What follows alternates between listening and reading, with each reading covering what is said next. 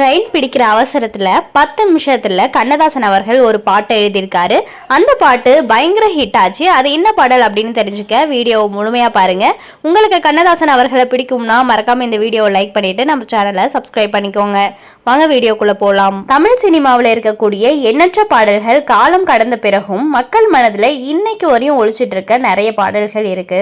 அப்படி மக்கள் மனதை புரிஞ்சுக்கிட்டு மக்களோட எண்ண ஓட்டங்களுக்கு ஏற்றாற் போலவும் அது மட்டும் இல்லாம தோண்டு விடும் நேரங்கள்ல தூக்குவிடும் ஊன்றுகோலாவும் எண்ணற்ற பாடல் வரிகள் இருக்கு. அந்த பாடல் வரிகளை எழுதியவர் யாருன்னு பாத்தீங்கன்னா நம்ம கவிஞர் கண்ணதாசன் அவர்கள் தான். கவிஞர் அப்படின்னு சொன்னாலே நம் நினைவுக்கு முதல்ல வர்றது கவிஞர் கண்ணதாசன் அவர்கள் தான். இவரோட பாடல் வரிகள் என்றும் அழியாத ரகசியத்தை தன்னுடன் அடக்கி வச்சிருக்கு.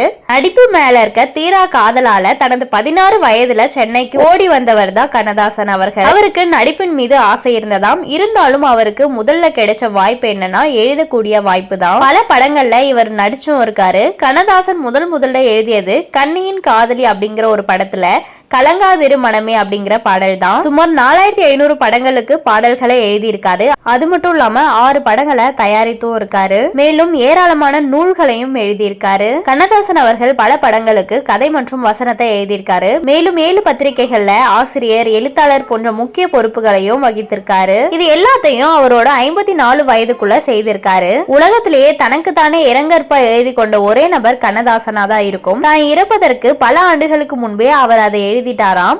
அவர் இறுதியா எழுதிய பாடல் 3ஆம் பிறை படத்துல இடம்பெற்ற கண்ணே கலைமானை பாடல் தான். கண்ணதாசன் அவர்கள் கிட்ட ஒரு பாடலோட காட்சியை சொல்லிட்டா குறைந்தபட்சம் 30 நிமிஷத்துல அந்த பாடலை எழுதி கொடுத்துடுவாராம். அப்படித்தான் ஒரு முறை கண்ணதாசனுக்கு 5000 ரூபாய் பணம் தேவைப்பட்டதுனால அவரு அவசரமா ஊருக்கு போகிறதுக்கு ரயில் நிலையத்திற்கு சென்று கொண்டிருந்தாராம். அப்ப இயக்குனர் ஸ்ரீதர் அவர்கள் கண்ணதாசன் அவங்க கிட்ட பாட்டு ஒண்ணு எழுதணும், வர முடியுமா அப்படின்னு சொல்லிட்டு அழைச்சிருக்காங்க. அதற்கு கண்ணதாசன் இல்ல, நான் காசு வேலையா அவசரமா ஊருக்கு போறேன், ட்ரெயினுக்கு நேரம் ஆயிடுச்சு அப்படின்னு சொல்லியிருக்காரு.